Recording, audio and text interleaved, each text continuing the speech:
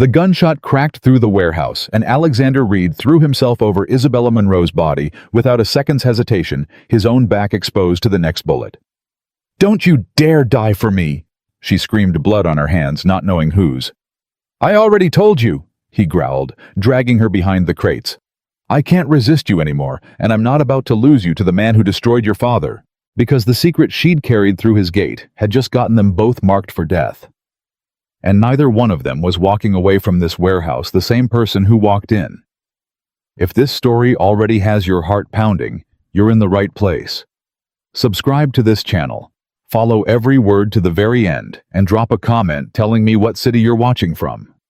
I want to see exactly how far this story has traveled. The letter arrived on a Tuesday. It was the kind of morning that didn't ask your permission to be difficult. The kind where the sky was already heavy before you opened your eyes, and the world felt like it had already made decisions without you. Alexander Reed sat at the head of a table built for 12 and ate breakfast alone. He did it every morning. He had done it for 11 years. His cook, Mrs. Hale, set his plate at exactly the same spot, left side of the head chair, coffee on the right, the morning's accounts folded beside the cup. She never spoke unless spoken to. She had learned that in her first week and never forgotten it. Alexander liked order. He liked predictability. He liked knowing what every single day would bring before it arrived. What he did not like was surprises. So when his ranch foreman, Thomas Briggs, knocked twice and stepped inside the dining room without being summoned, Alexander set down his fork with the particular kind of stillness that every man on that ranch had learned to respect. "Briggs." "Morning, Mr. Reed." Thomas turned his hat in his hands. "The woman from Abilene. She's here." Alexander glanced toward the window. "She's early." "Yes, sir. 2 days early." "Did she say why?" Thomas hesitated. "Said she didn't want to miss the start of the school week." Alexander studied him for a moment. "And?" Thomas cleared his throat. "She's not what I expected." "Nobody is Briggs." Alexander stood, folded his napkin once, set it flat. "That's why we make contracts." He walked out to the front of the house and saw her standing at the gate, not near the gate, at it. Like she had stopped exactly where she was permitted to stop, and had no intention of crossing without invitation. She was younger than he expected. 25, the letter from the schoolmaster in Abilene had said, but standing there with a single worn suitcase at her feet and the morning sun flat on her face, she looked both older and younger than that at once. Like someone who had seen more than her years allowed but hadn't let it break her posture. She wore a plain dark dress. Her hair was pinned back not elegantly, but practically. And she was looking at his ranch, all of it, thousands of acres rolling in every direction, the way most people looked at a thing they were trying to figure out, not a thing they were trying to impress. Alexander had brought people to this ranch before, and watched their eyes go wide. Isabella Monroe looked at it like she was solving an equation. He stopped a few feet away. "Miss Monroe?" She turned. Her eyes met his directly. Not the flicker of nerves he expected, not the careful smile women often arranged for wealthy men. Just direct. "Mr. Reed." "You're early." "Yes." She didn't apologize for it. "The school week doesn't start until Thursday." "I know." She glanced toward the small schoolhouse he'd had built at the edge of the property, 2 rooms, a chalkboard, 3 long benches. "I wanted to see the space first. Understand what the children already know before I try to teach them anything." Alexander looked at her for a long moment. "Most teachers I've hired want to know about wages first." "I read the contract." A slight pause. "Twice." He almost smiled. He didn't. "Briggs will show you to your room." "Thank you." She picked up her own suitcase before Thomas could reach for it. Alexander watched her walk toward the house and felt a very specific kind of unease, the kind that came not from danger, but from something he couldn't immediately name. He went back to his accounts. He told himself that feeling meant nothing. He was wrong. The workers' children, 14 of them ranging from 6 to 13, were not easy students. Alexander had tried to hire teachers before. The first lasted 3 weeks. The second lasted 9 days. The third one, a young man from a decent school in San Antonio, lasted exactly 4 hours and 20 minutes before politely explaining that he had misunderstood the nature of the position. They were ranch children, loud, restless, suspicious of strangers, and in love with the idea of being anywhere other than a classroom. Alexander had given up believing a good teacher would actually stay. So on Thursday morning, when he rode past the schoolhouse and heard not chaos, not silence, but actual laughter, he pulled his horse to a stop without meaning to. He sat there for a moment. The window was open. He could hear Isabella's voice, but not the words. Then he heard a boy's voice. Tommy Briggs, Thomas's son, 9 years old, and constitutionally opposed to sitting still, saying something that made the others laugh again. Alexander had never heard Tommy Briggs laugh inside that schoolhouse. He rode on.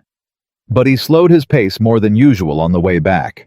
The first time they had a real conversation, it was an accident.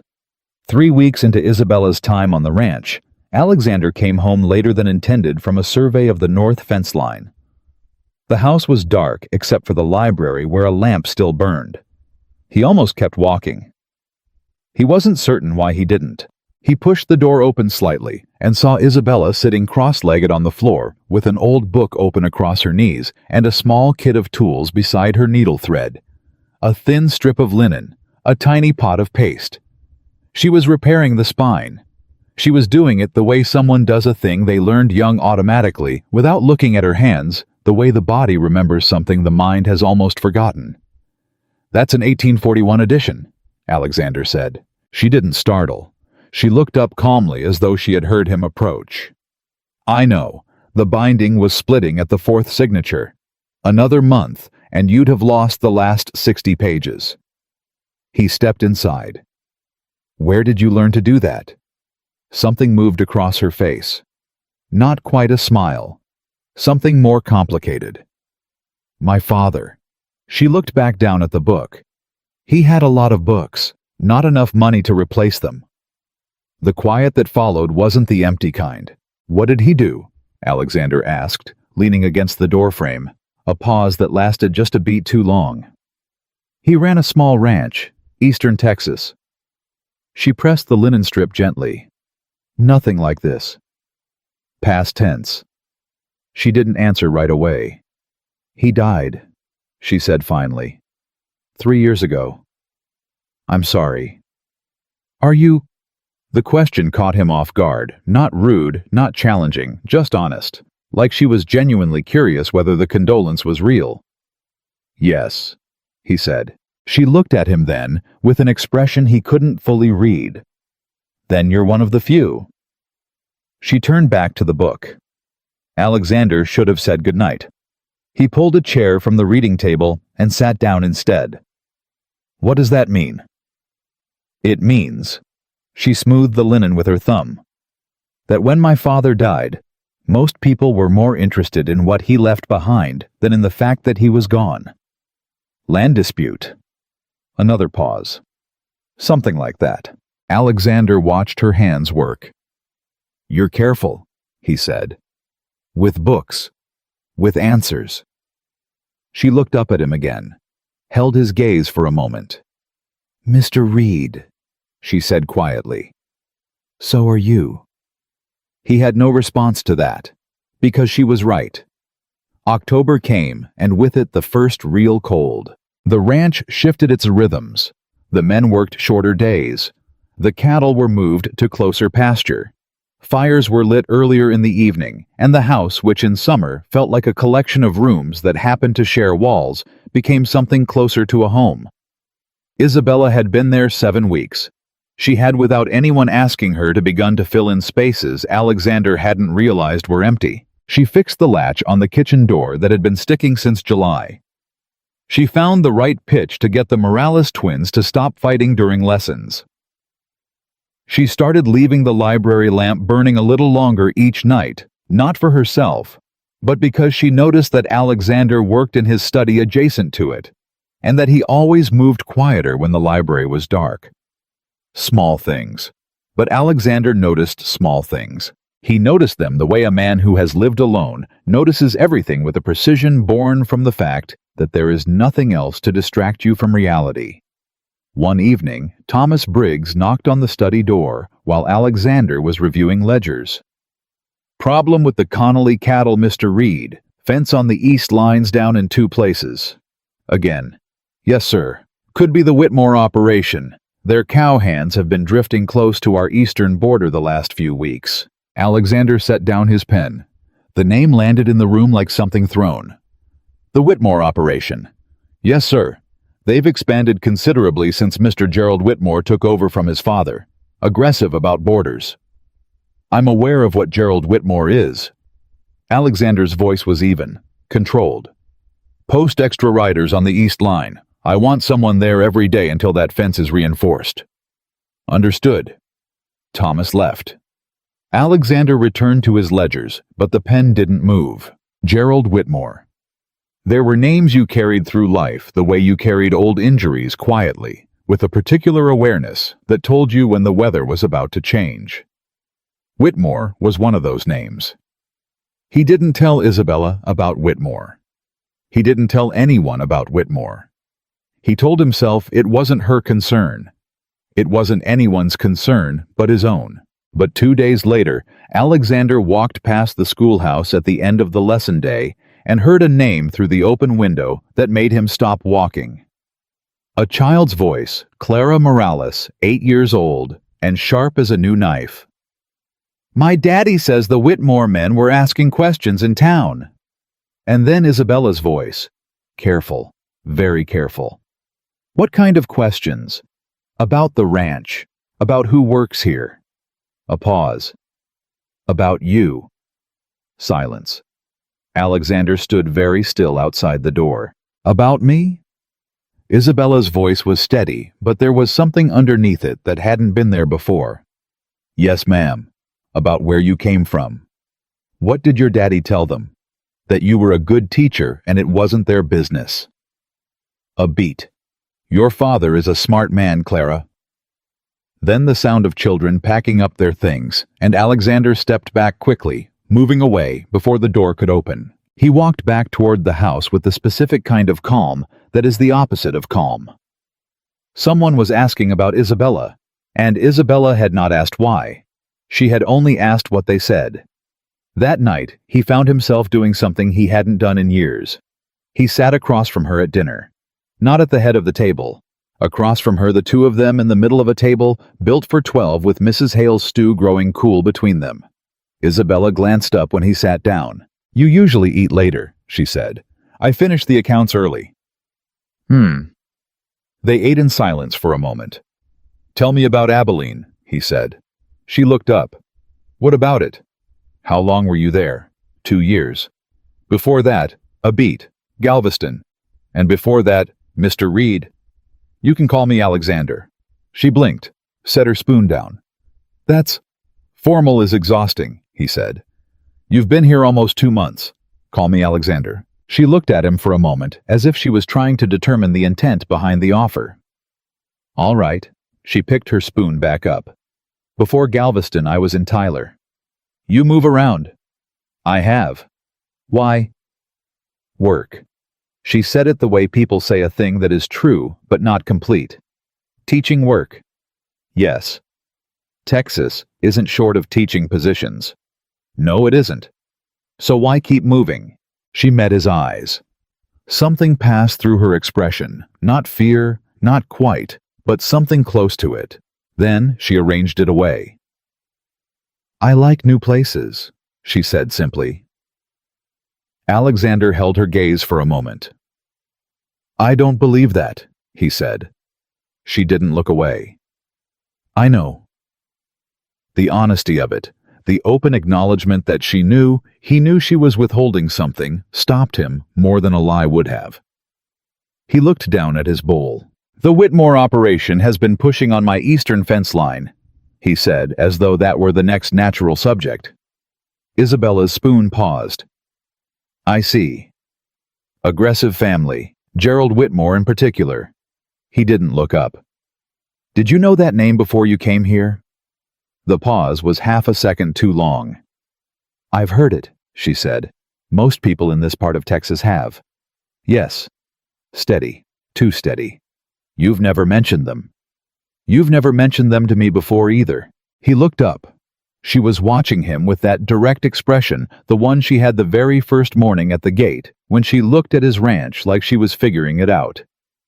Fair enough, he said. Dinner ended. The subject dropped. But neither of them had finished saying what they meant to say. The following week, a cowhand named Pete Lawson came in from the east fence with a split lip and a story. 2 Whitmore riders had told him to pass a message. They said, "Tell Mr. Reed to watch what he's collecting on his land." Pete's good eye, his left, stayed steady. The right one was swelling already. Said some things shouldn't be kept. Alexander looked at him for a long time. Did they say what things? No, sir, just... Pete hesitated. Just that someone on this ranch has something that belongs to someone else, and they want it back. Alexander paid Pete triple for the week and sent him to rest. Then he sat in his study with the door closed and tried to figure out what on his property Gerald Whitmore could possibly want. He was still sitting there 2 hours later when he heard a sound from above, from the small room where Isabella kept her things. Footsteps. Then the particular sound of drawers being opened and closed, searching for something, or checking that something was still there. He sat for a long time after the footsteps stopped. Jane, he asked Thomas Briggs the next morning to look quietly into Isabella Monroe's background. Thomas was good at quiet. By the end of the week, he came back with what he'd found. It wasn't much. Birth record in Caldwell County. Father listed as Henry Monroe Rancher. Mother deceased early in Isabella's childhood. The father's ranch on the record not large out east of Tyler. The ranch, Thomas said. It was sold about 4 years ago. Distress sale. Went for about a quarter of what it was worth. To whom? Thomas met his eyes. Whitmore Land and Cattle, he said. The room went quiet. Alexander stood very still. Her father's ranch. Yes, sir. Whitmore took it, at a price that wasn't fair. Thomas turned his hat. Her father died about a year after. The records show some kind of loan dispute was involved. Something about a promissory note connected to a business arrangement her father had gone into, but the other party pulled out and left him holding the debt. The other party. Thomas hesitated. Briggs. Sir, the records are old, and some of it is unclear. Who was the other party? A breath. The name on the document is Robert Reed. The name sat in the room like smoke. Robert Reed, Alexander's father. 11 years dead.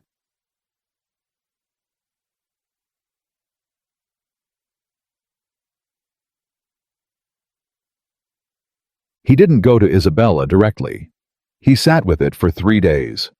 3 days of watching her teach the children repair the fence latch she'd noticed was weakening again, leave the library lamp burning. 3 days of breakfast and dinner and the ordinary rhythms of the ranch existing around a secret he now carried alone. He thought about who he was. He thought about who his father was, not the version in the obituary, not the name carved on the stone in the eastern field, but the real man. The man who had built this ranch with a combination of genuine hard work and the kind of sharp dealing that cared about results more than people.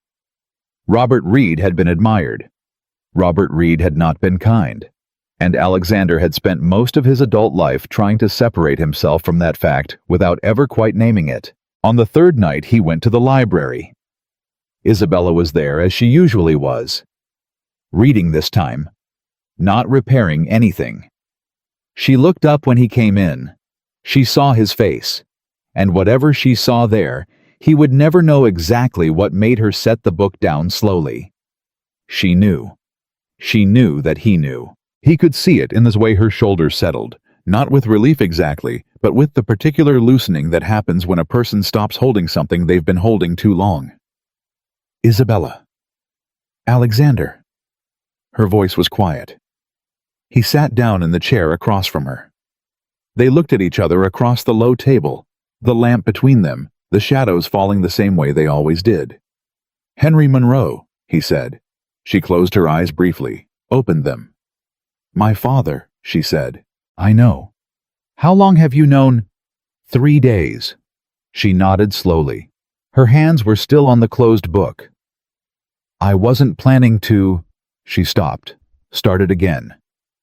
"I came here looking for documents, records. My father believed there was paperwork proof that the loan arrangement he entered was never legitimate. That the other party that your father—" She paused. "That the debt was manufactured. That the real intent was always to take the land." Alexander said nothing. "I'm not here to take anything from you," she said. "I'm not here to cause trouble. I just—" Her voice tightened just once before she steadied it. "I needed to know the truth. About what happened to my father. About why he died believing he'd failed when I think I believe someone made sure he would." The lamp flickered. "You should have told me," Alexander said. "I know. When you arrived, before you took this position. I know." She looked at him directly. "But I also knew that if I'd told you the truth at the gate that first morning, if I'd said I was Henry Monroe's daughter, you would have sent me away." He didn't deny it. "And you needed to be here. I needed to find the truth." Her jaw was set. "My father was a good man. He lost everything, his land, his livelihood, and eventually his life, because someone more powerful than him used a contract to take it. And that person's name is on your family's ledgers, Alexander. And I needed—" Her voice broke once barely. "I needed someone to finally say that out loud." The quiet that followed was not empty. It was full of everything Alexander had been trying not to say about his father for more than a decade. He stood up, not in anger. He walked to the window and stood with his back to her for a long moment. "My father," he said, "was a man who believed that what you could acquire was more important than how you acquired it." He paused. "I told myself I was different. I spent 20 years trying to run this ranch in a way he wouldn't have recognized." "You are different," Isabella said quietly. "Am I?" He turned around. "Because a woman had to deceive me to find justice for her father, and I spent 3 days deciding whether to send her away for it." Something shifted in Isabella's expression. "What did you decide?" she asked. Alexander looked at her. He thought about the library lamp that she left burning for him. He thought about Tommy Briggs's laugh. He thought about the way she had looked at his ranch on the very first morning, not with want, not with envy, but with the quiet intelligence of someone who was looking for something true. "I decided," he said, "that if those documents exist, I want you to find them." Isabella's breath came out slow. And then we figure out together what the truth is worth." She looked at him for a long moment. "Thank you," she said.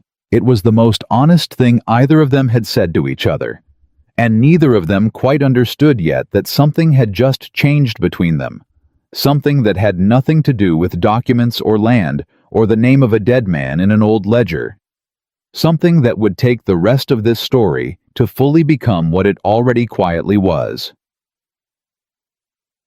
Outside, the Texas plain stretched for miles in every direction, and somewhere on that plain, a man named Gerald Whitmore was already moving.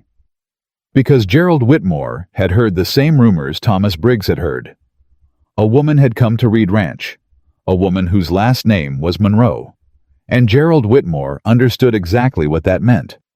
He understood it better than Alexander, and he had no intention of letting the truth come out.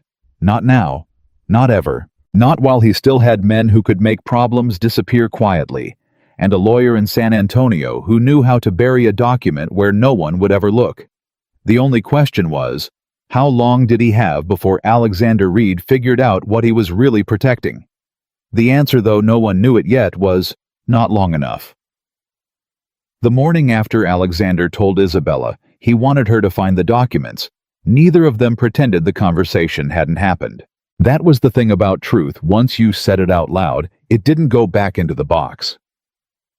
Isabella came down to breakfast at the same time she always did, and Alexander was already there, already at his coffee, already reading the week's accounts. But this time, when she sat down, he slid the second chair out with his boot before she reached it. A small thing. He didn't look up. She didn't say anything about it. They ate in something that wasn't quite silence, and wasn't quite conversation. The particular kind of quiet between two people who have said something important and are now figuring out what comes next. Mrs. Hale refilled the coffee and kept her eyes on the pot. Finally, Alexander set down his papers. "The documents your father believed existed," he said. "What exactly do you know about them?" Isabella wrapped both hands around her cup. "My father kept records of everything. He was meticulous. Every agreement he entered, every arrangement, every handshake. He wrote it down, dated it, signed it." She paused. When the debt claim appeared, the one that eventually forced him to sell the land, he said the numbers didn't match. That the original note had different terms than the one Whitmore presented to the bank. A forged document, or a switched one. She looked at him steadily. "My father wasn't a lawyer.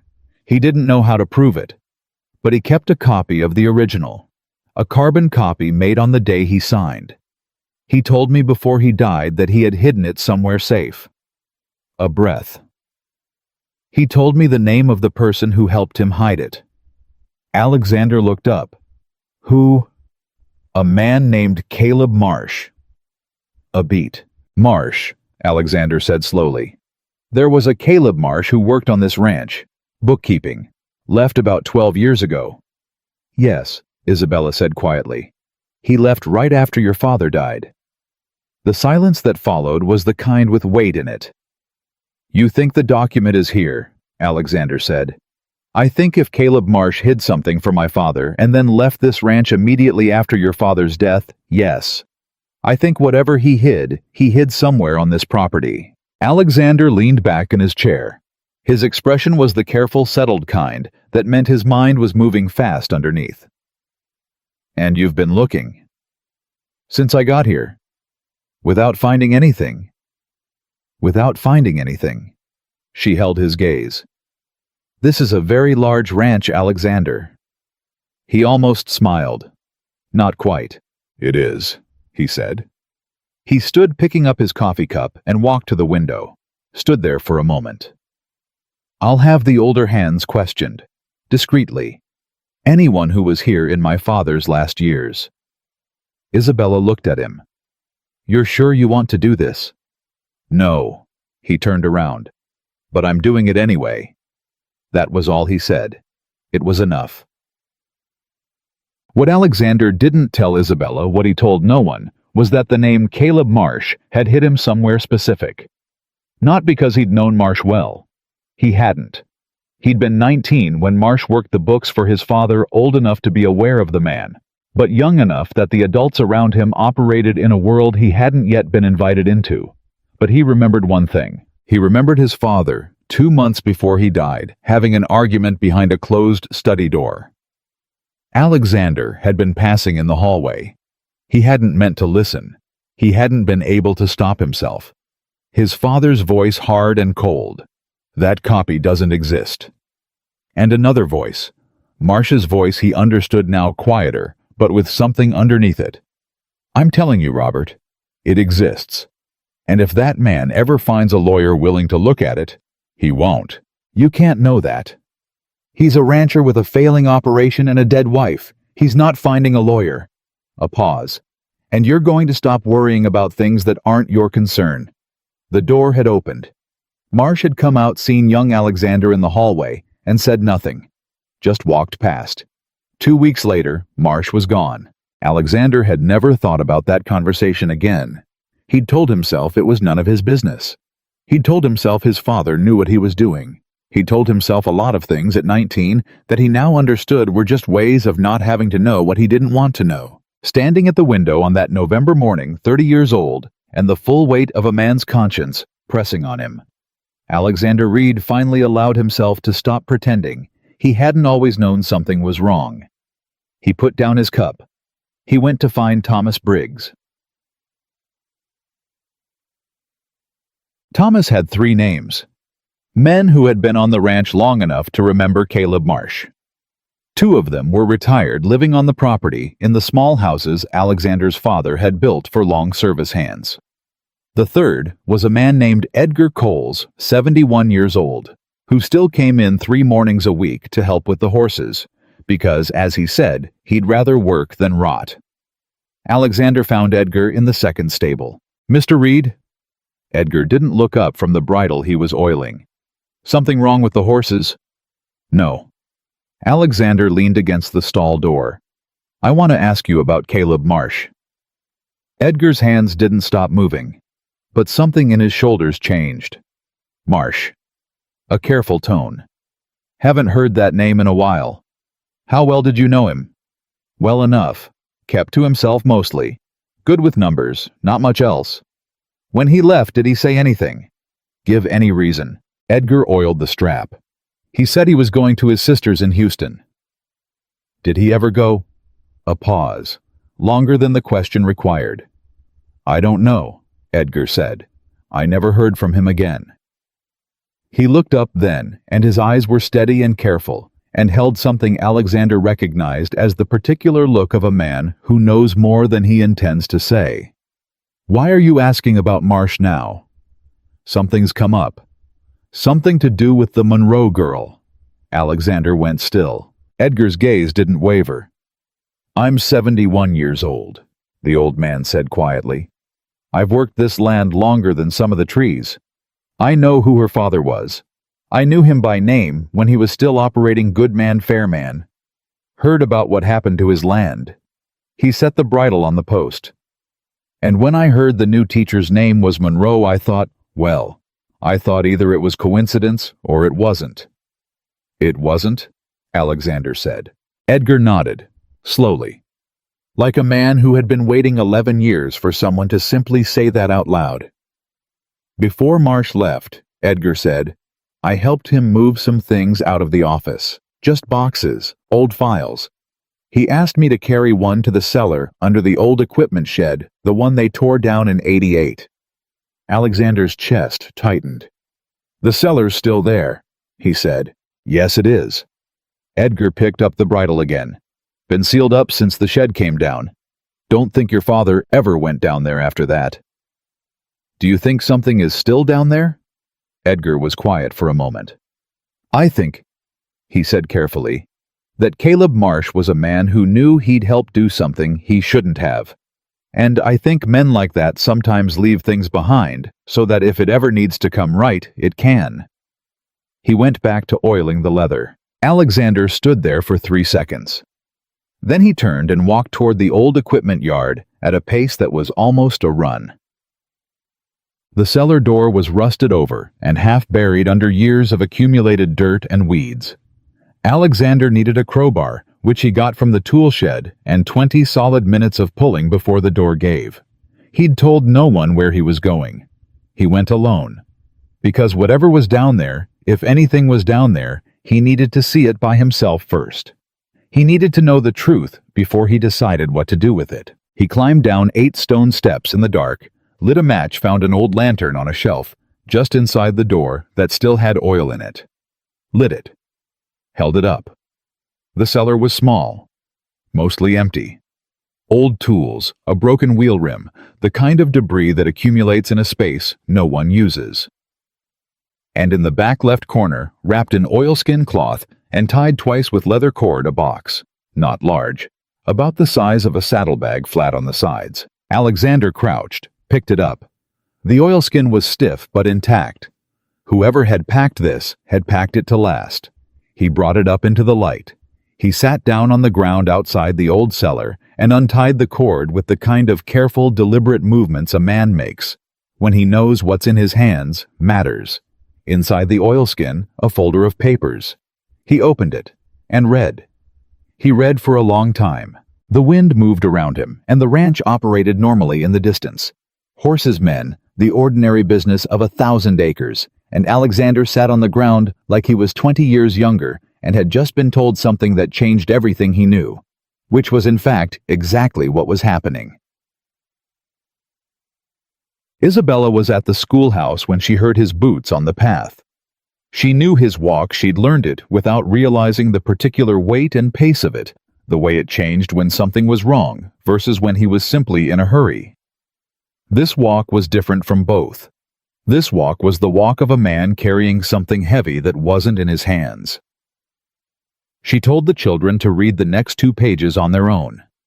She stepped outside. Alexander stopped a few feet from her. He was holding a folder of papers. She looked at his face.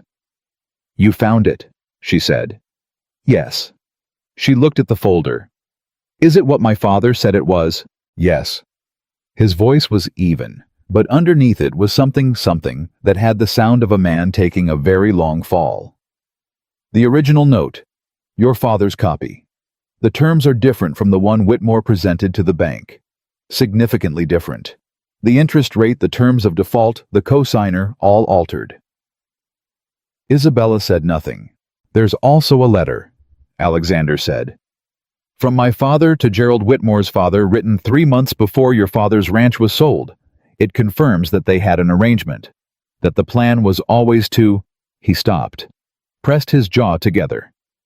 "To use the debt claim to take the land. Your father was never going to be able to pay what they said he owed, because what they said he owed wasn't what he had agreed to." The word that came out of Isabella's mouth was not a sob. It was something harder than that. Something that had been living inside her chest for 4 years. She pressed her hand over her mouth, and then she took a breath and lowered it. "He knew," she said. Her voice was steady now, fierce with it. "He knew the whole time, and he couldn't make anyone believe him." "I believe him," Alexander said. She looked at him. "I know that doesn't give him his land back," Alexander said. "I know it doesn't. I know it's too late for what matters most.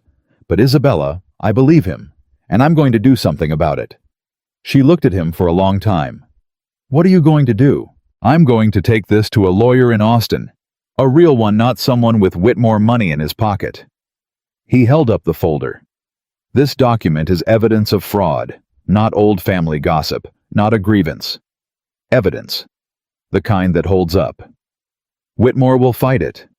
Of course he will. He has money and lawyers and men who are not above making problems disappear. So do I." Alexander's eyes didn't move from hers. "The difference is I'm going to use mine for something worth using them for."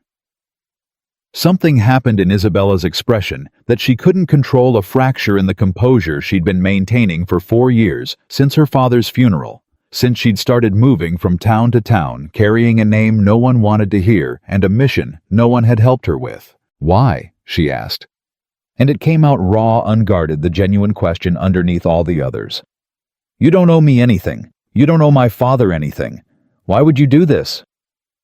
Alexander was quiet for a moment.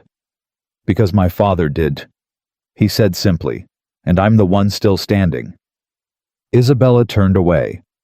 Not because she was angry, because she needed 30 seconds where he couldn't see her face.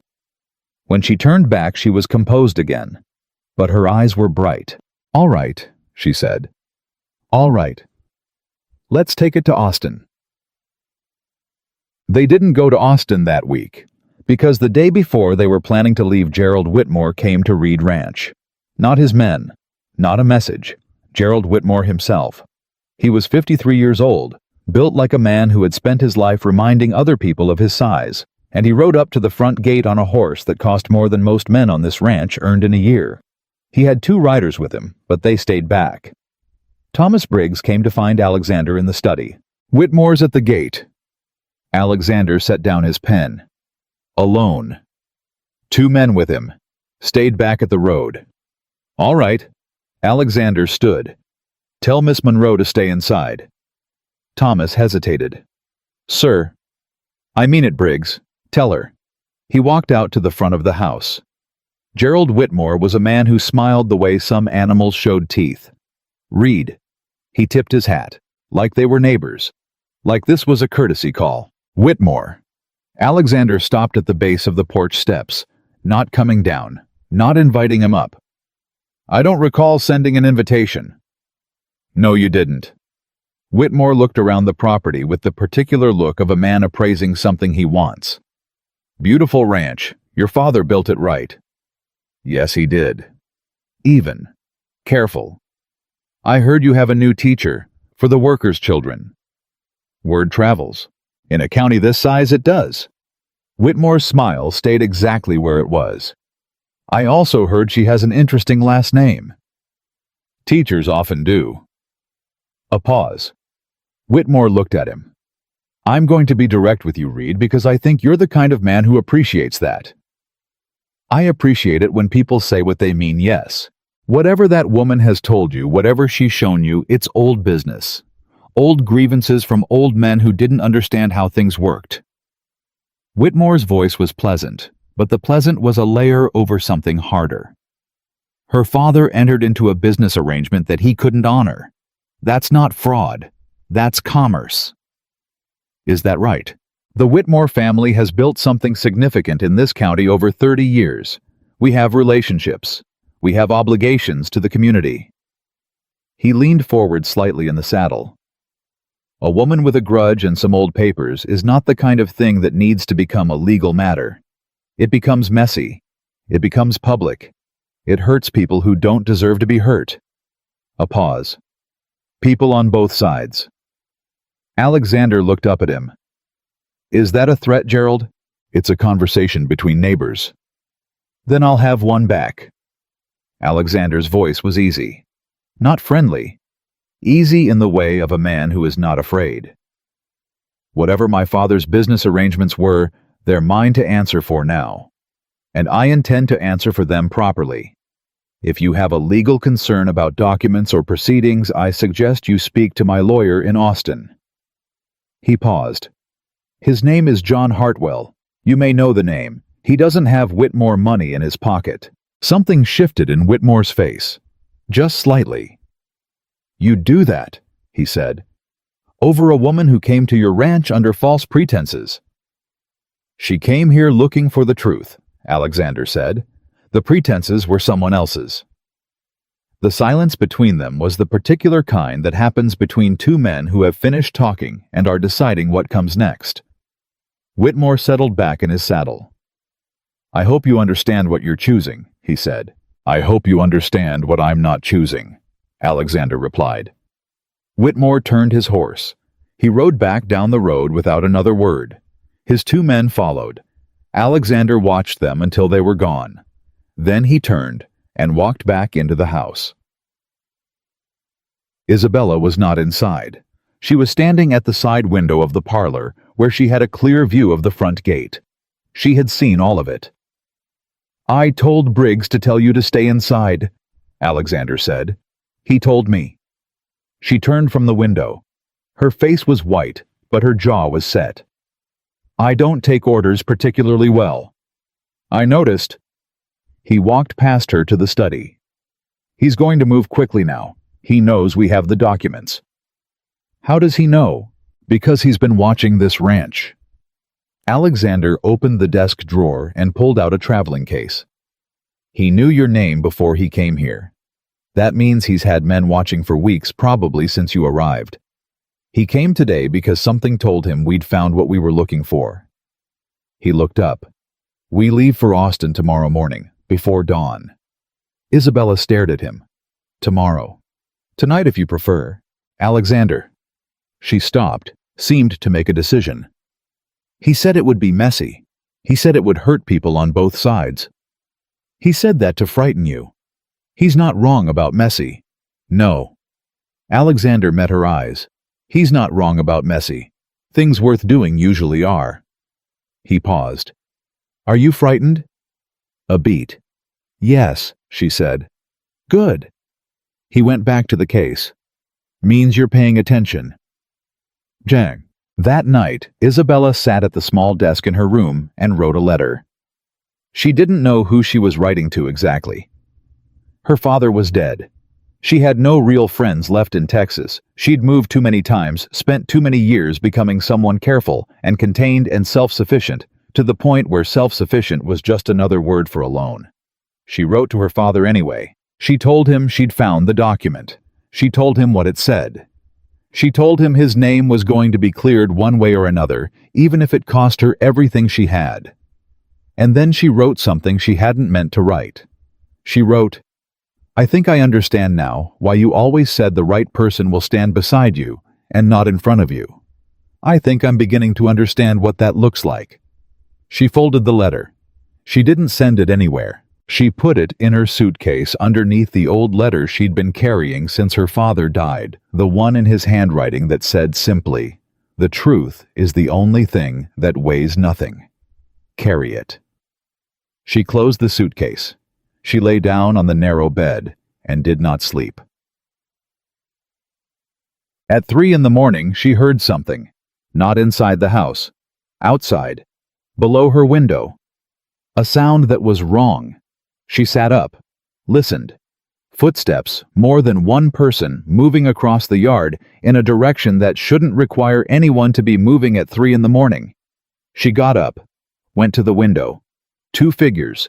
Moving toward the equipment yard. Moving toward where the old cellar was. She was out of her room before she'd made a conscious decision to move. She knocked on Alexander's door hard, twice, didn't wait. He was awake. Sitting at the edge of his bed in his boots already like he'd been listening too. "I saw them," he said. "The cellar. The documents aren't in the cellar anymore." He stood. "I moved them this afternoon." "Where?" "Somewhere I trust." He picked up the rifle from beside the door. "Stay here." "I'm not—" "Isabella." His voice dropped low and direct, not commanding something more honest than that. "Please." She stopped. He looked at her for a moment in the dark. "Please," he said again. She stayed. He went out. What happened next took 15 minutes. Thomas Briggs had also heard the intruders. He slept light, the way men do, who've spent their lives responsible for things that matter. He had 2 ranch hands up and out before Alexander reached the yard. The 2 men at the cellar door ran when they realized they'd been seen. They left behind a crowbar and a saddlebag and not much else. They got away into the dark. Alexander stood at the open cellar door and looked at the empty room below and felt something cold go through him that had nothing to do with the night air. They'd sent men in the dark. Whitmore had sent men in the dark of the night 12 hours after he'd shown up at the gate with his pleasant smile and his neighborly conversation to retrieve documents by force. Alexander had lived in Texas his entire life. He understood what kind of man did that. He understood what it meant that he'd now refused to give those documents up willingly. He went back inside. Isabella was at the bottom of the stairs. "They ran," he said. "Are you hurt?" "No." She let out a breath. "What did they take?" "Nothing." The cellar was empty. He set the rifle against the wall. "They'll try again." "Then we need to leave tonight, not tomorrow morning, tonight." He looked at her. She was standing in her nightclothes, with her hair loose around her shoulders, and her eyes completely steady, and she looked not like a woman who had woken up frightened at 3 in the morning. She looked like a woman who had been waiting for the thing to finally show its real face so she could look at it straight. "You're right," he said. He called for Thomas.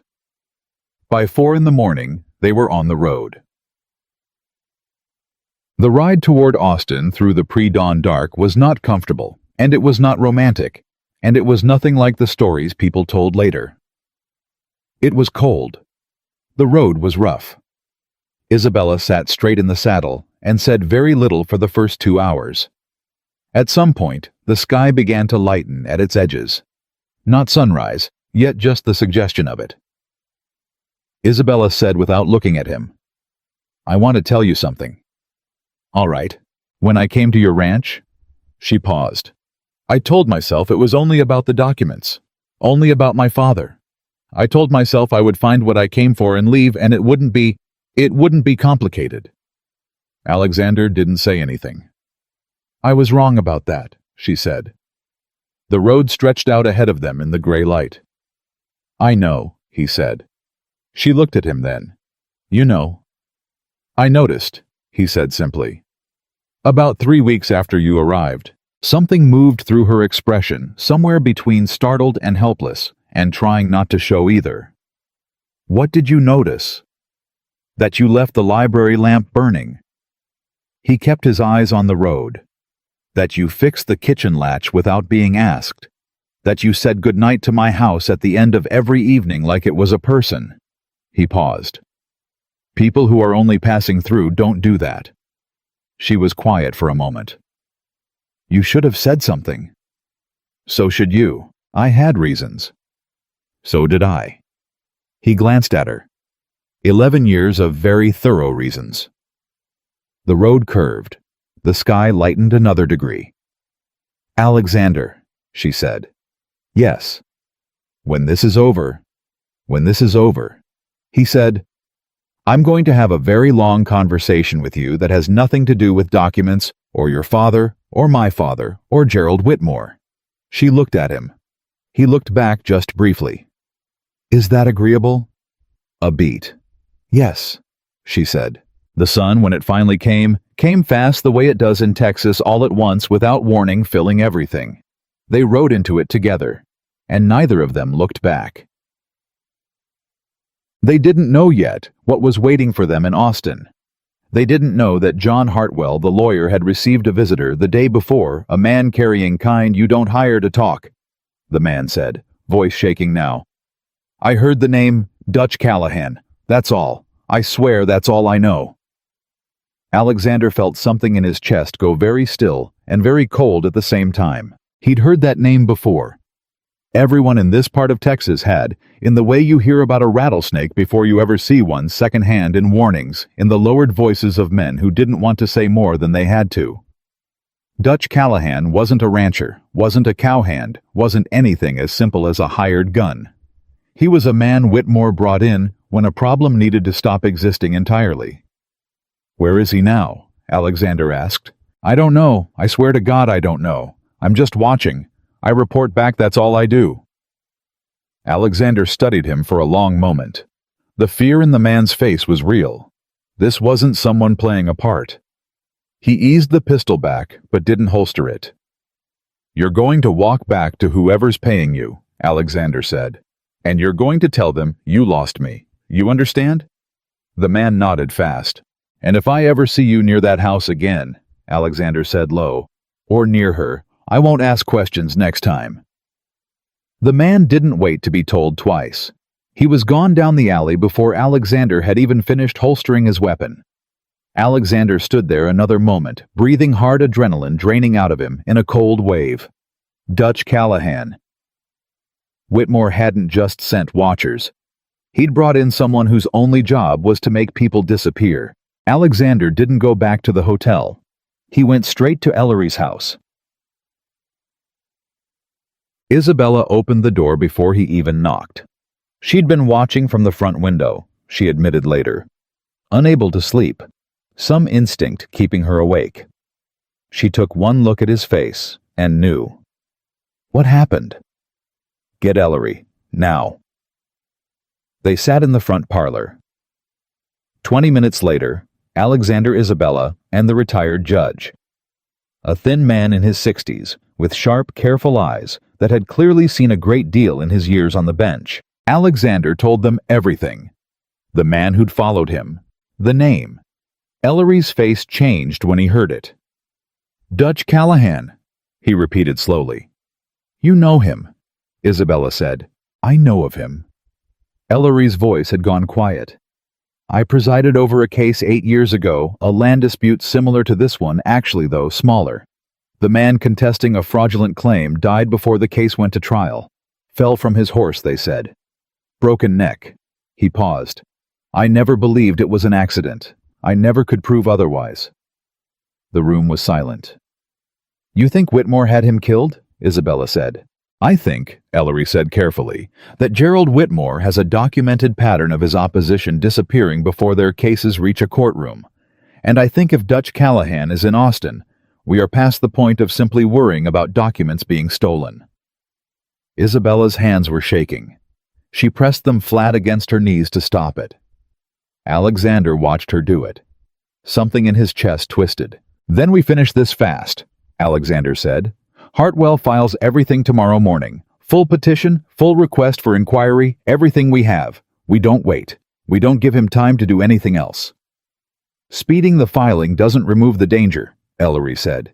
If anything, cornering a man like Whitmore makes him more dangerous, not less.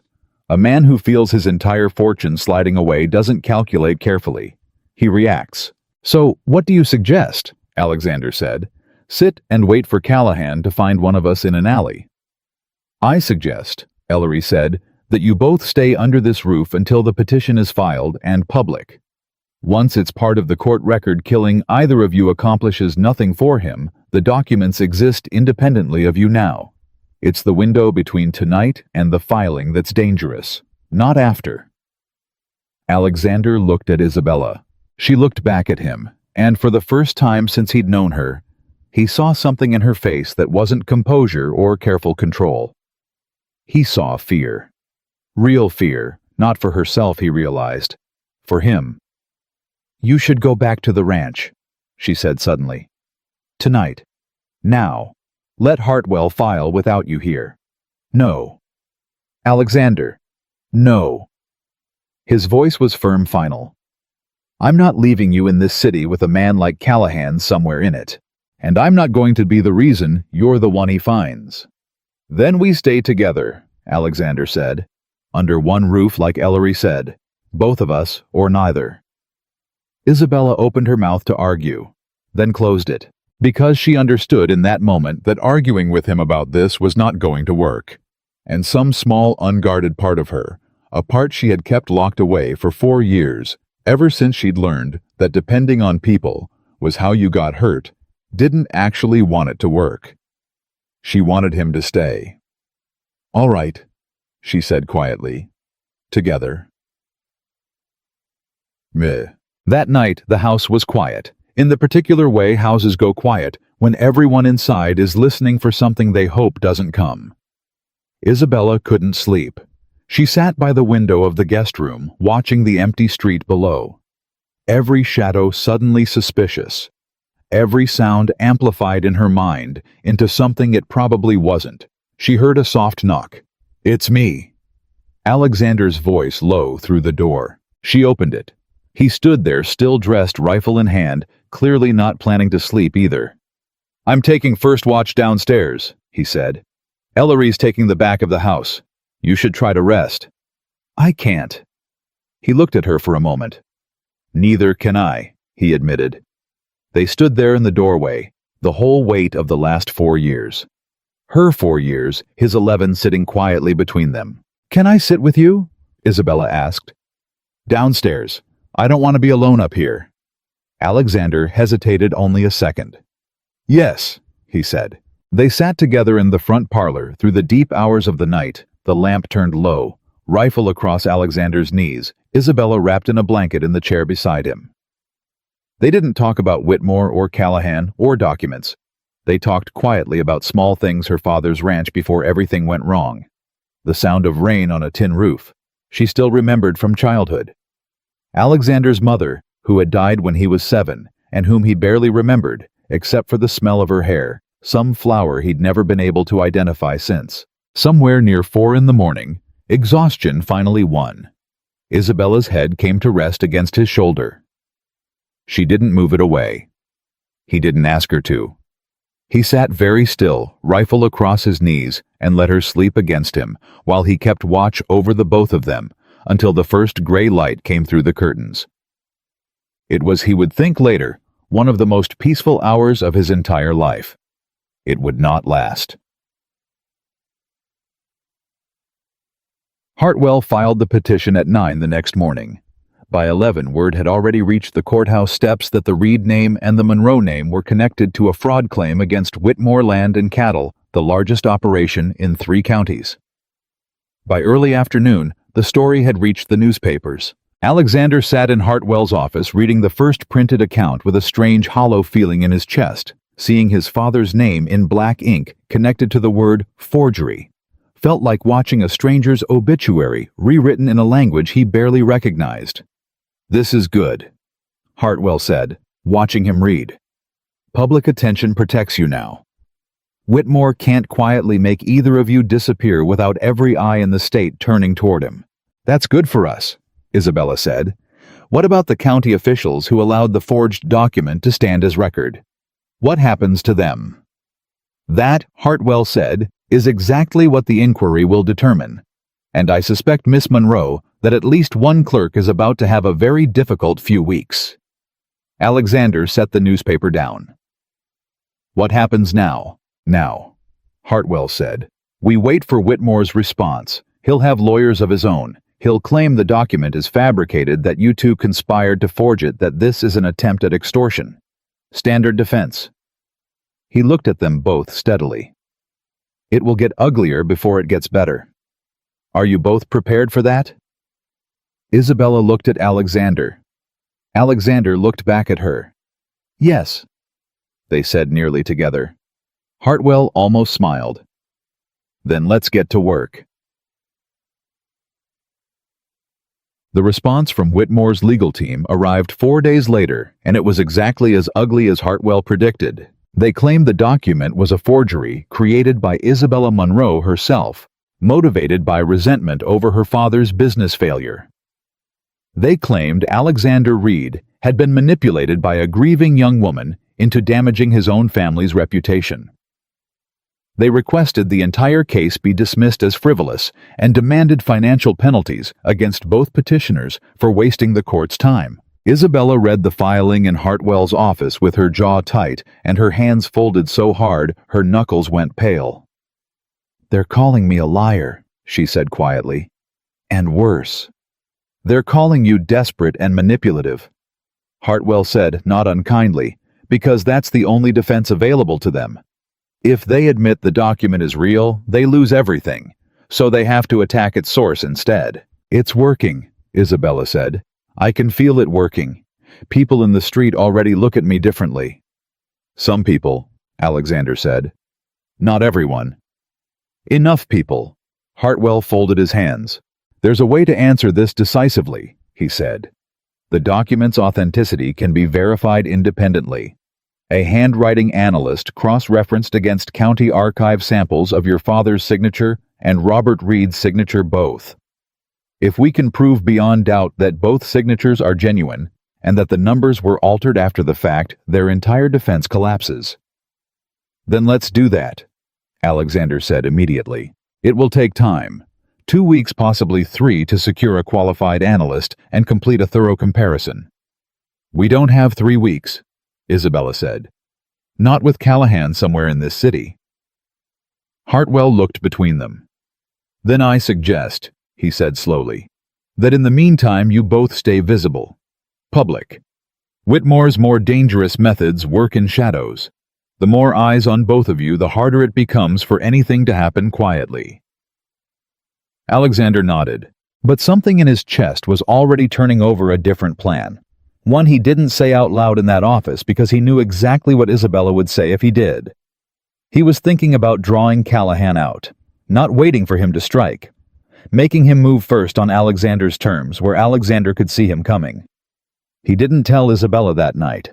He would regret that decision very soon.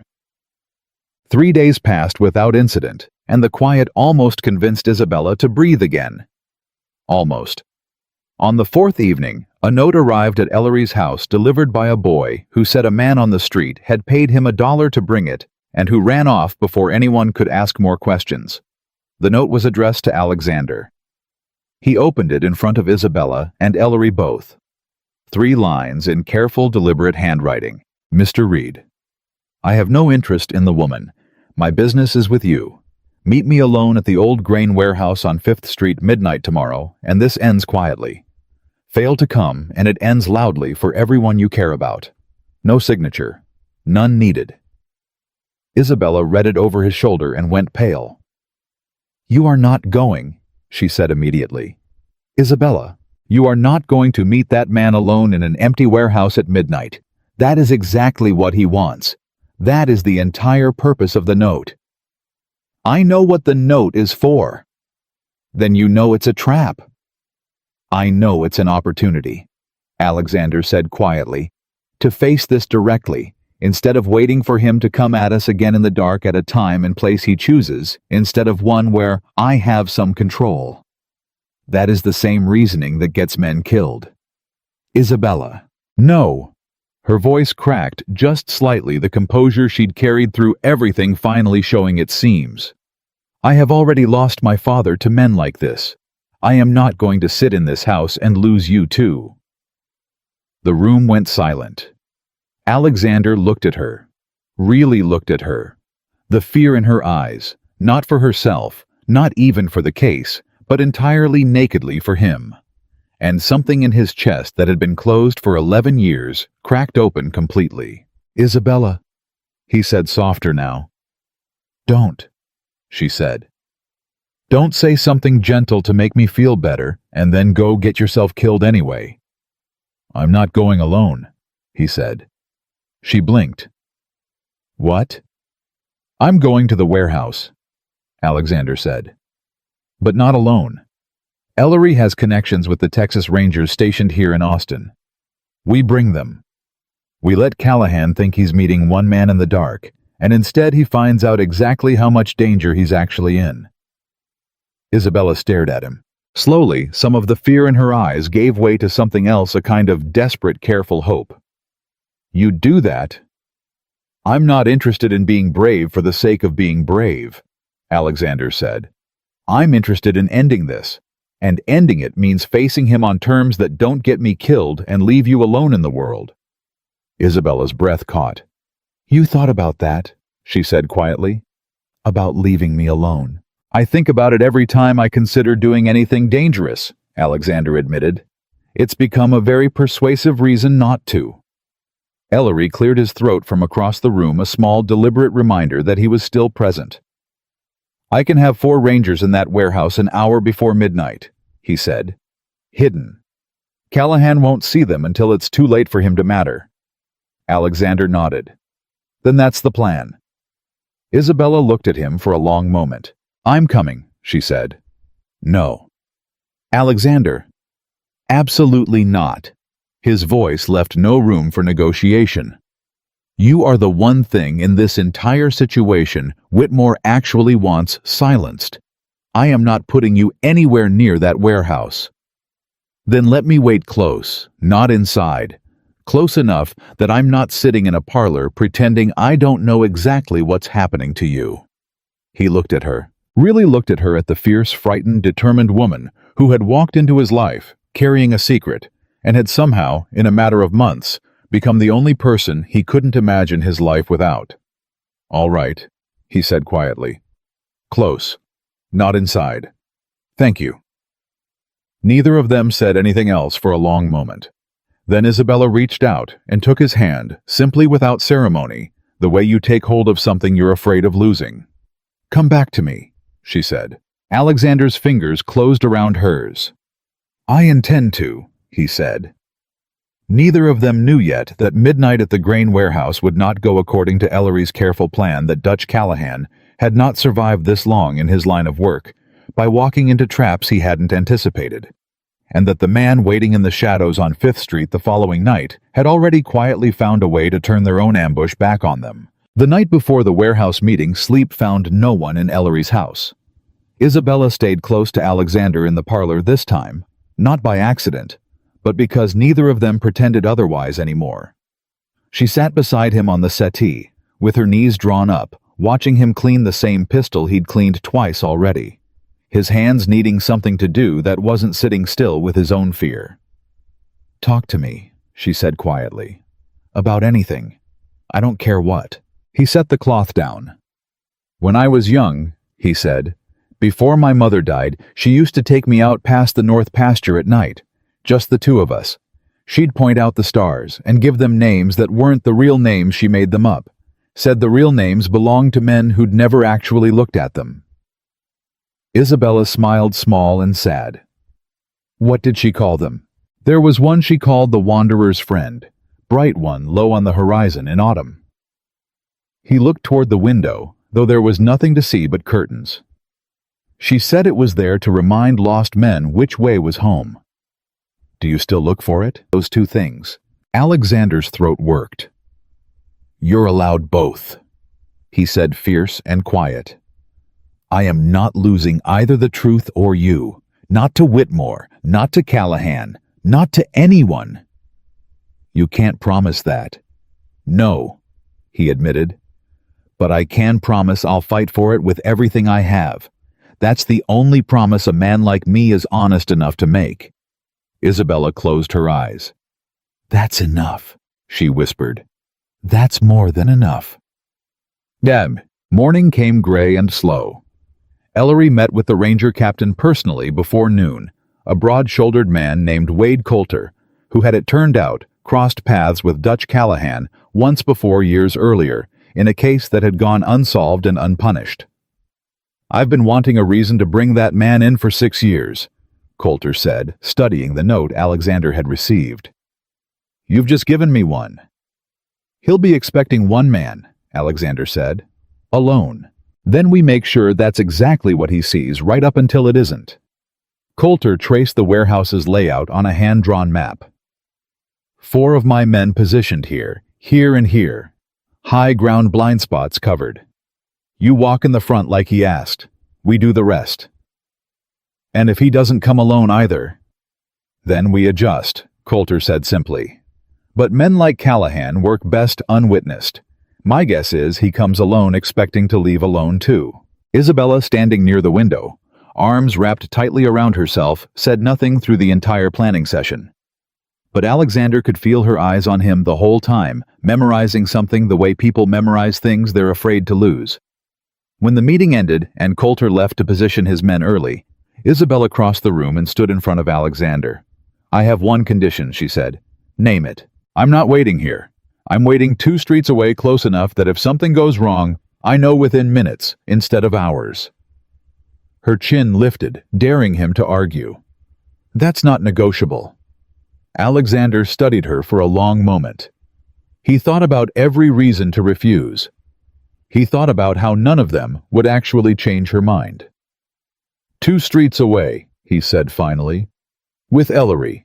And you don't move from that spot no matter what you hear. Agreed. Neither of them believed in that moment that agreement would hold if things went wrong. Both of them let themselves pretend otherwise anyway, because pretending was the only thing keeping either of them steady enough to face the night ahead. The hours before midnight stretched long and strange, the way hours do when you know exactly what's coming and can do nothing but wait for it to arrive. Alexander spent part of the evening writing a letter he sealed and left with Ellery unmarked, except for Isabella's name, with instructions, it'd only be opened if he didn't return. He didn't tell her he'd written it. She found out anyway days later, and it would undo her completely when she finally read the words he hadn't been able to say aloud. But that was still ahead of them. For now there was only the walk toward 5th Street in the deep dark, Isabella's hand gripping his one final time before she let him go. Her eyes holding his with a message clearer than any words come back. Come back. Come back. And Alexander walking away from her, into the dark, with that message carried in his chest like a second heartbeat. He did not know as he walked toward the warehouse that Dutch Callahan had already changed the terms of the meeting without telling anyone. He did not know that 2 streets away in the shadow of a shuttered dry goods store, a second man one Coulter's rangers hadn't accounted for was already watching Isabella and Ellery from a distance neither of them had noticed. The trap everyone thought they understood was not the only trap being set that night. And within the hour, everything about to happen would prove far more dangerous than anyone in that house had prepared for. Alexander reached the corner of 5th Street with 4 minutes to midnight, and the warehouse rose ahead of him like something holding its breath. He didn't look back toward the shuttered dry goods store where Isabella and Ellery waited. He'd promised himself he wouldn't, because looking back felt like admitting he might not get the chance to look at her again, and he refused to let that thought take root before he'd even started. He pushed through the side door exactly as the note instructed. Inside the warehouse was mostly empty, a few grain sacks stacked along the far wall, a rusted cart missing one wheel, dust thick enough to taste. A single lantern burned on an overturned crate near the center of the room, and beside it stood a man Alexander had never seen before, but recognized immediately from the way he stood still.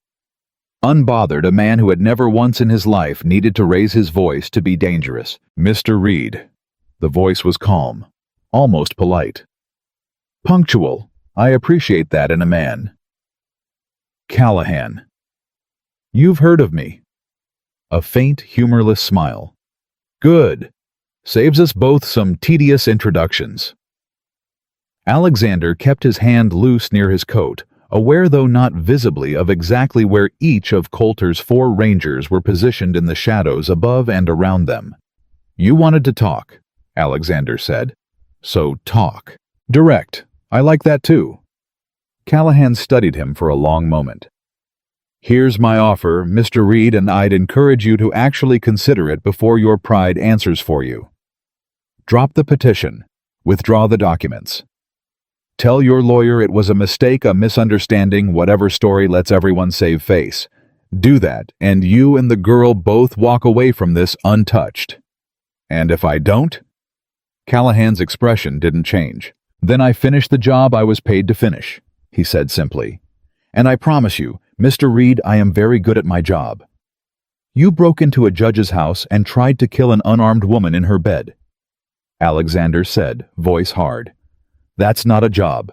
That's a coward hiding behind money. Something flickered behind Callahan's eyes, the first real reaction Alexander had gotten out of him. Careful, Callahan said softly. Or what? Or I stop being patient. Callahan's hand moved slow and deliberate toward his coat. You should know, Mr. Reed, that I don't particularly enjoy killing women. I do it when the money's right and the job requires it. But I'll admit Miss Monroe would have been the first job in a long while I actually regretted.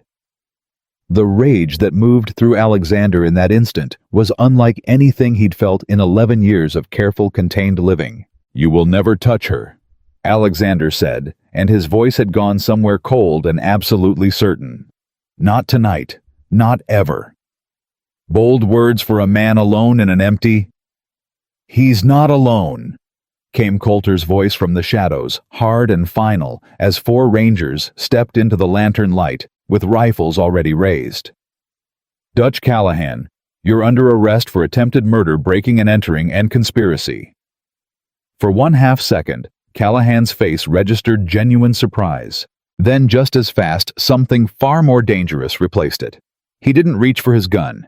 He reached for the lantern instead, kicked it hard across the floor, shattering the glass, plunging the warehouse into sudden, near-total darkness as the flame guttered against spilled oil and caught. Down! Coulter shouted. Gunfire erupted in the dark, not from Callahan. Alexander realized in the chaos, but from a second position near the loading doors, someone else, someone. Coulter's men hadn't accounted for laying suppressing fire to cover Callahan's escape. Alexander hit the ground hard behind an overturned crate as bullets tore through the space where he'd been standing seconds before. There's 2 of them, one of the rangers shouted. The fire from the spilled lantern oil was spreading fast along the old dry wood of the floor, casting everything in shifting orange light and thick, choking smoke. Alexander's mind raced past his own danger, straight to the only thing that mattered. Isabella was 2 streets away. If there was a second man here, a man Coulter hadn't planned for, how many more were positioned around the warehouse that no one had accounted for? How many more were positioned near her? Isabella heard the gunfire from 2 streets away and felt her entire body go cold. That's not right, Ellery said immediately, already moving toward the door. That's too much gunfire for a clean ambush. Something's gone wrong. I have to go to him. Isabella, no, I am not staying here while he's... Her voice broke. I can't just stand here and wait to find out if he's alive or dead. I can't do that again. I did that with my father. I am not doing it with Alexander. Ellery grabbed her arm hard, forcing her to look at him. Listen to me, he said, urgent and low. If something has gone wrong in there, running toward gunfire in the dark accomplishes nothing except giving them a second target. You want to help him? You survive. You stay alive so that whatever happens tonight, someone is still standing to finish what you both started. Isabella's chest heaved. Every instinct screamed at her to run toward the warehouse. She forced herself to stay. It was, she would think later, one of the hardest things she had ever done. Then behind them, a voice quiet close, far too close, said, "Turn around slowly." Isabella's blood went to ice. She and Ellery turned. A man stood in the alley, mouth behind them. Pistol already leveled, his face half hidden by shadow, but his intent unmistakable. "Miss Monroe," he said, "you're a hard woman to catch alone. I've been waiting 3 days for an opportunity like this." Ellery moved half a step in front of her instinctively, an old man with nothing but his own body between Isabella and a loaded gun. "You don't want to do this," Ellery said, voice steady despite everything. "There are rangers 2 streets away. You'll never leave this alley." "I don't need to leave clean," the man said. "I just need 30 seconds. Isabella's mind raced. She had no weapon. Ellery had none either. He'd left it with Coulter's men before they departed, thinking they wouldn't need it 2 streets removed from danger. She thought of the bootjack in Ellery's bedroom 3 weeks ago, the only thing that had saved her life once already. She had nothing like that here. She had only her voice and her mind and the 4 years of learning to survive on both alone. "Whitmore doesn't actually care if I die," she said suddenly, loud enough to be heard clearly, fast enough to buy seconds. "Did he tell you that killing me doesn't make the documents disappear? Hartwell has copies. The petition is already filed. I'm not the danger to Whitmore anymore. The documents are. You're about to commit murder for nothing." The man's pistol wavered, not much, but enough that Isabella saw it. "That's not my business," he said, but the certainty in his voice had thinned. "Then whose business is it?" Isabella pressed. "Yours when you're the one standing trial for it. Whitmore's lawyers aren't going to defend you.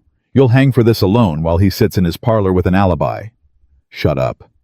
"You know I'm right." I said shut up. The gunshot that rang out came not from the man's pistol, but from behind him.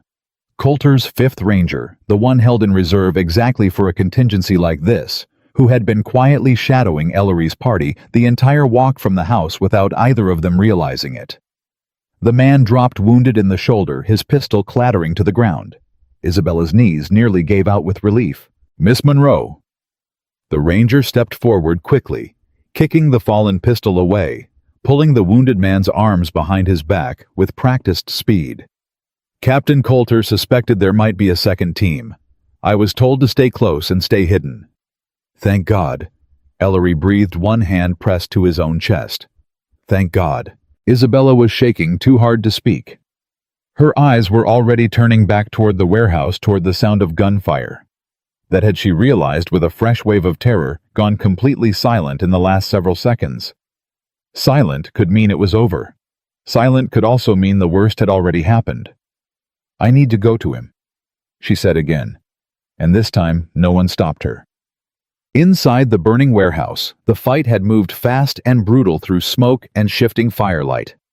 Callahan had used the chaos and the flames to slip toward the loading doors, exchanging fire with Coulter's men as he went, his second man laying cover from a position near the rafters until a ranger's bullet found him and ended his part in it entirely. Alexander crouched behind the overturned crate with his pistol drawn, watched Callahan's shadow move through the smoke toward the doors, and made a decision in half a second that he would replay in his mind for the rest of his life. He didn't wait for Coulter. He went after him. "Reed, don't!" Coulter's shout was lost behind him as Alexander broke from cover, running low through the smoke toward the doors, driven by something past reason, the absolute refusal to let this man walk free into the night to try again for Isabella another day. He caught Callahan at the threshold of the loading doors, tackled him hard from behind, and the 2 men went down together into the alley outside, rolling once, twice, Callahan's pistol skittering away into the dark. They fought without words. There was nothing left to say. Callahan was strong, trained, brutally efficient. A fist caught Alexander hard across the jaw. Another drove into his ribs, and for a moment, Alexander felt the fight tilting away from him entirely. Then, he thought of Isabella's face in the lamplight, the night before, the fear in her eyes, when she asked him to come back to her. He thought of the man from the alley saying the words, "no witnesses." Something in him hardened past pain. He drove his elbow into Callahan's throat hard, and when the man's grip loosened in shock, Alexander wrenched free, grabbed the fallen pistol from the ground, and had it leveled before Callahan could recover. "Don't," Alexander said, breathing hard, blood on his lip. his voice absolutely steady despite everything. "Don't give me a reason." Callahan lay still on the ground, staring up at him, chest heaving. For a long moment, neither of them moved. Then, slow, deliberate, Callahan started to laugh, a low, humorless sound that carried something almost like respect underneath the danger. "You're not what I expected, Reed," he said. "Whitmore said you were soft. A rancher's son who never had to fight for anything in his life." He was wrong. Clearly. Callahan's eyes flicked past Alexander's shoulder toward the warehouse where Coulter's men were already emerging through the smoke. "Go on then, arrest me. I won't fight it." "Why not?" Alexander said, wary, not lowering the pistol. "Because a man in my line of work knows when a job's gone bad," Callahan said simply. "And because if I go to trial Mr. Reed, I intend to tell every detail of who hired me and exactly what he asked for. Gerald Whitmore didn't pay me to scare anyone. He paid me to make sure neither you nor Miss Monroe lived to see a courtroom." His eyes met Alexander's, cold and clear, despite everything. "That's not intimidation. That's a signed confession, and I'll give it happily because a man like Whitmore doesn't pay the men he hires when they're caught. He lets them hang alone. I'd rather bring him down with me."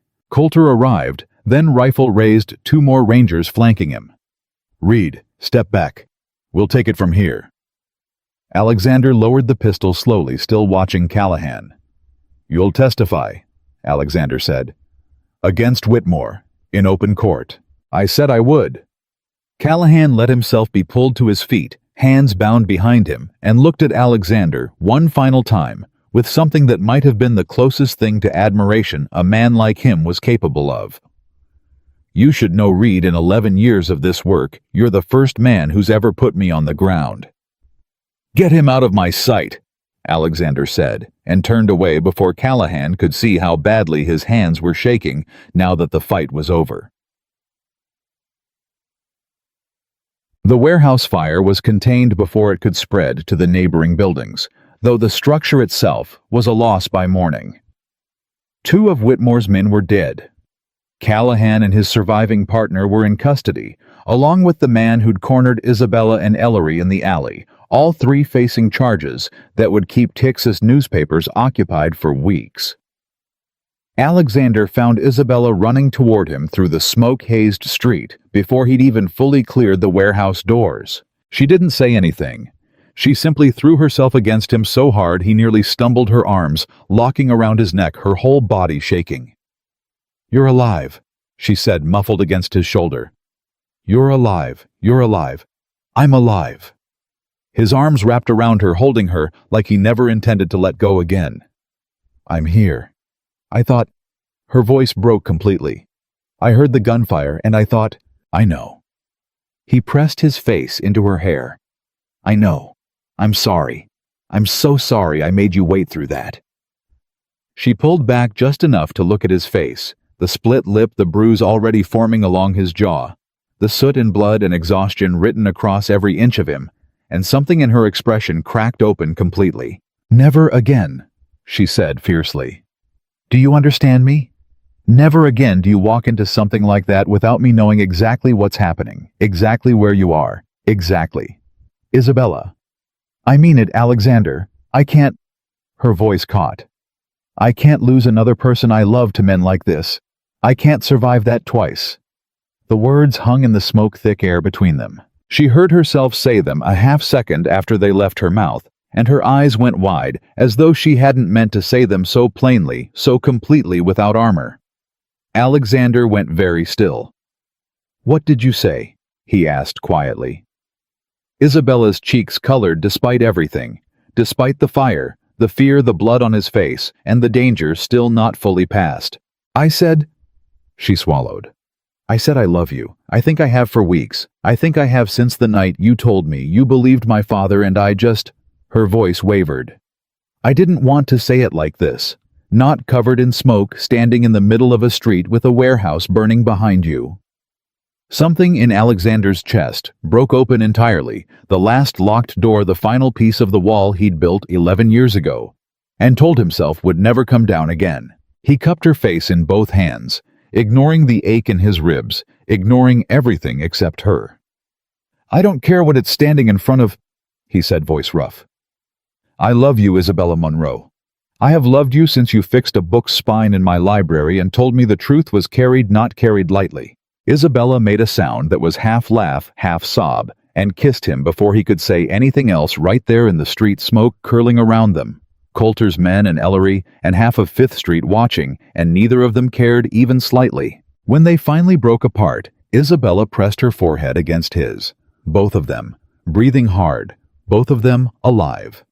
Both of them finally fully honest with each other, for the first time since she'd walked through his gate with a suitcase and a secret. We're not finished, she said softly. Whitmore's still out there. I know. Callahan's arrest doesn't end this. I know that too. Alexander pulled back just enough to look at her properly. But tonight we won. Tonight we're both still standing and he isn't the one holding all the power anymore. Isabella nodded slowly, some of the fear finally beginning to ease from her shoulders.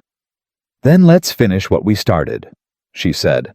All the way through, however long it takes.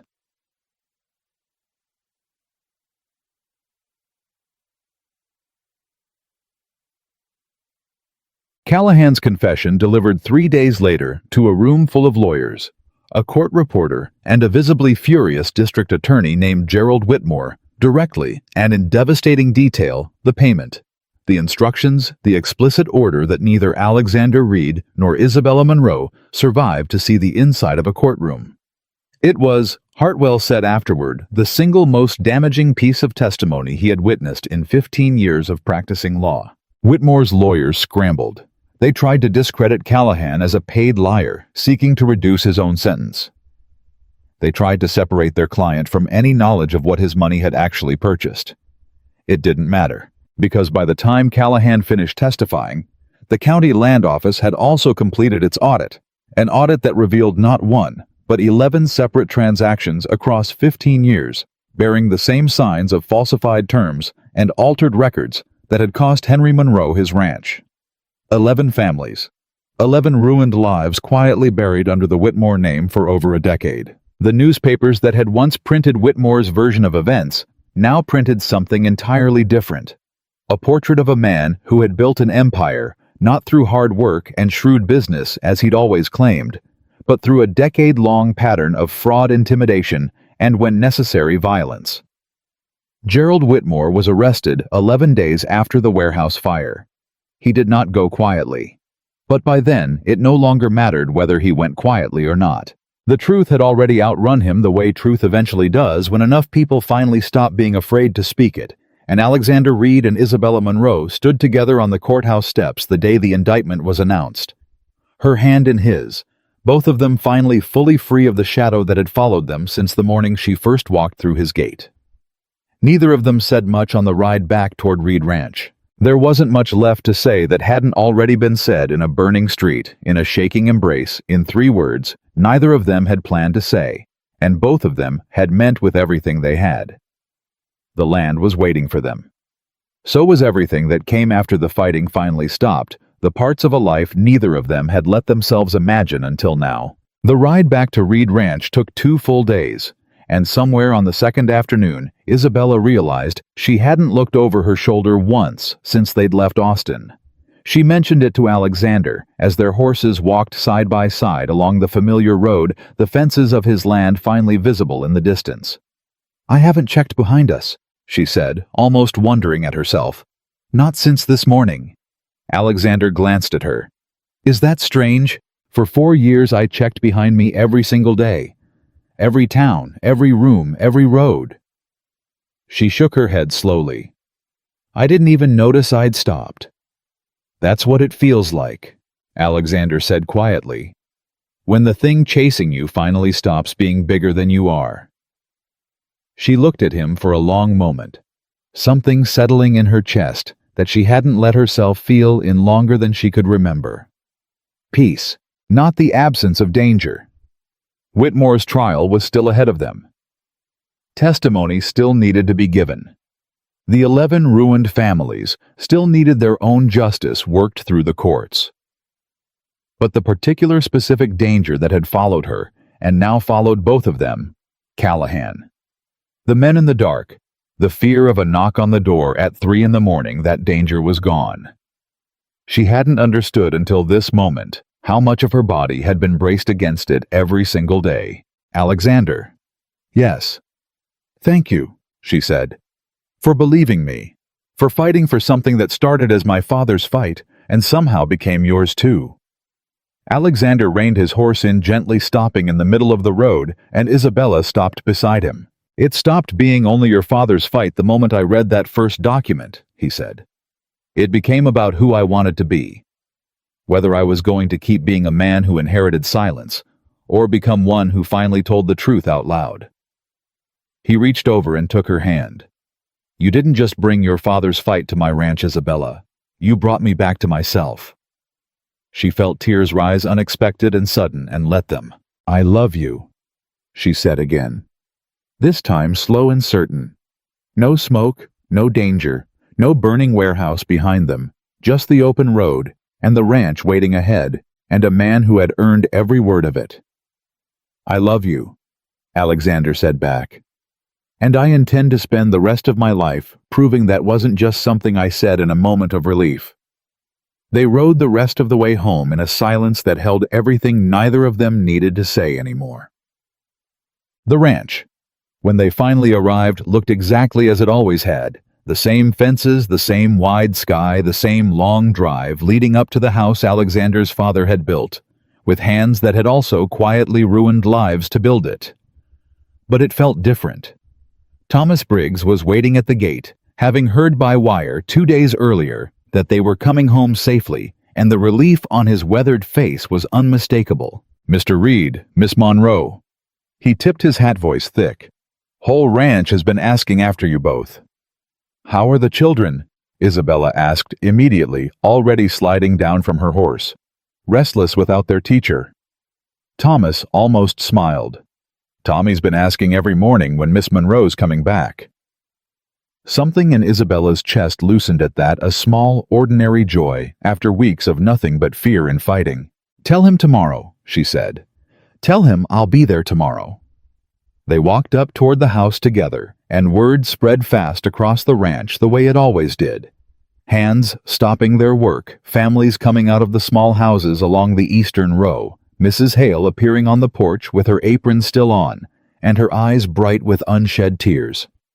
You're both home, she said, voice breaking. Thank the Lord you're both home. Isabella hadn't expected the wave of emotion that hit her at the sight of all these familiar worried faces, people who had in a matter of months become something she hadn't let herself have since her father died. A community. A place that held her.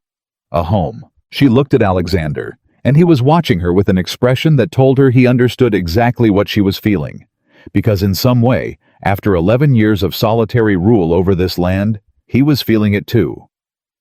For the first time, this ranch felt less like an inheritance he was obligated to protect, and more like a life he had chosen to build. The weeks that followed carried a different rhythm than anything either of them had known. Isabella returned to the schoolhouse, and Tommy Briggs, upon seeing her walk through the door, let out a whoop of pure delight that made the entire classroom erupt into laughter. She hugged each child individually before starting the lesson, unable to help herself, unwilling to pretend she hadn't missed every single one of them fiercely. Alexander threw himself back into the ranch's operations with a new kind of energy, not the cold, contained management of a man keeping himself busy to avoid feeling anything but the engaged present work of a man building something he intended to enjoy. He started eating breakfast at the same time as everyone else, instead of alone before dawn. He started asking Thomas Briggs about his family, not just his work. He started for the first time in over a decade, laughing, really laughing, the kind that came from somewhere real, usually at something.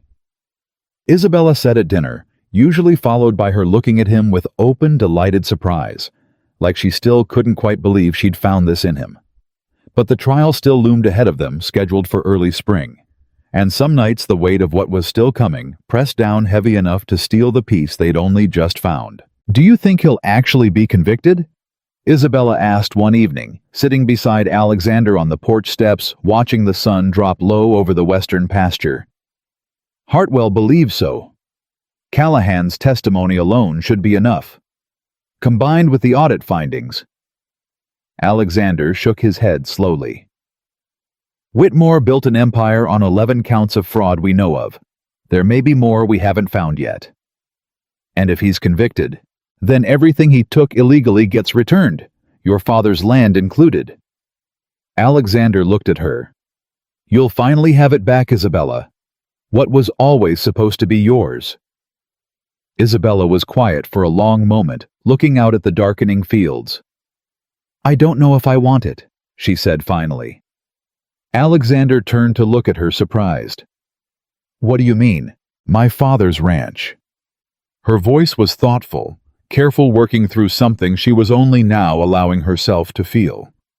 For 4 years, getting it back has been the only thing driving me forward, the only purpose I let myself have.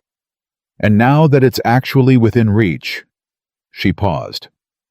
I don't know if I want to go back there. I don't know if that land feels like home to me anymore. Not the way it used to. Where does home feel like then? Alexander asked quietly. Isabella looked at him at the porch they were sitting on, at the house behind them, full of warm lamplight, at the man beside her, who had risked everything more than once to make sure the truth about her father finally saw daylight. Here, she said simply. It feels like here. Alexander's hand found hers in the dark. Then when the land is returned, he said, we sell it, or we lease it to a family who needs it, or we do whatever makes the most sense, but not because you have to live there, because it's yours to decide freely for the first time in your life. Isabella leaned her head against his shoulder.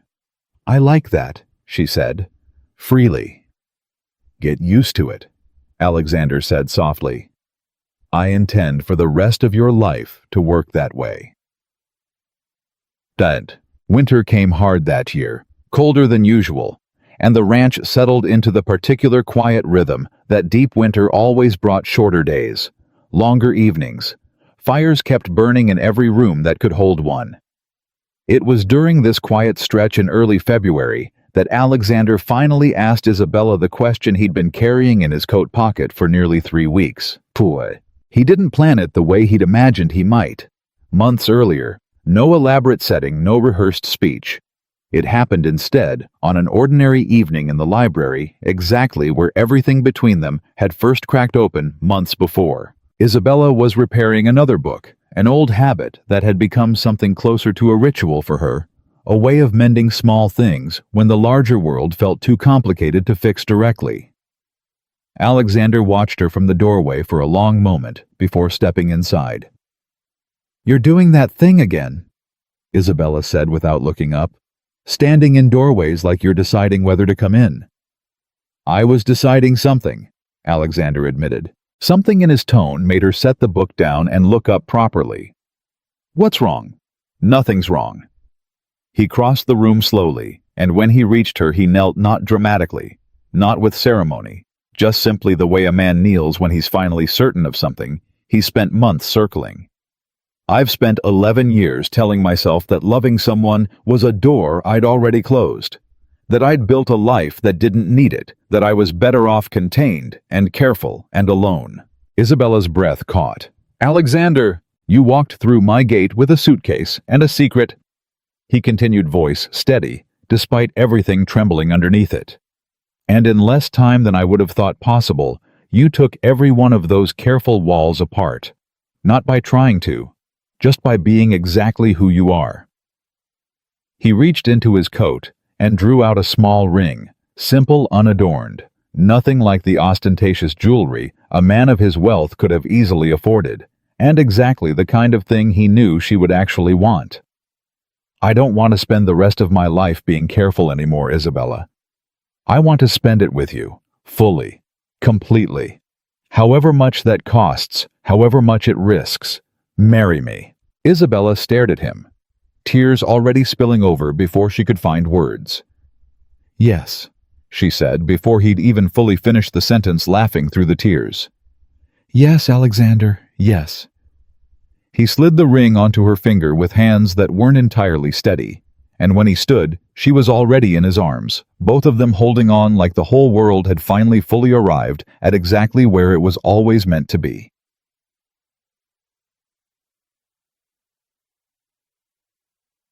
The trial began in March, and it was exactly as Hartwell had warned, ugly and public and exhausting.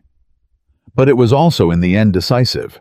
Callahan's testimony held up under every attempt to discredit it.